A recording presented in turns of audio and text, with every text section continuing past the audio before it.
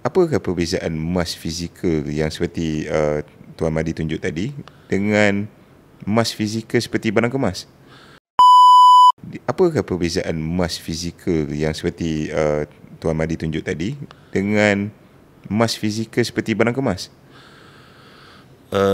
Emas yang terbaik untuk kita simpan adalah emas fizikal dalam bentuk bar, ataupun dalam bentuk shilling. Jadi ini emasnya yang terbaik untuk pelaburan ataupun untuk simpanan. Disebabkan oleh nilai upah ataupun premiumnya yang lebih rendah berbanding emas perhiasan ataupun emas 916 lah, yang mana dijual di kedai-kedai emas dan sebagainya.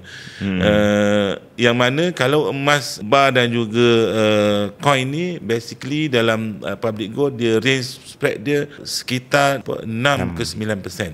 Tapi bila kata emas perhiasan ni, dia spread value dia lebih tinggi sebab dia akan melibatkan kos upah, ada melibatkan premium untuk design dan sebagainya. Jadi perbandingan dia sekiranya untuk simpanan lebih sesuai menggunakan bar ataupun jongkong ataupun coin berbanding dengan emas perhiasan.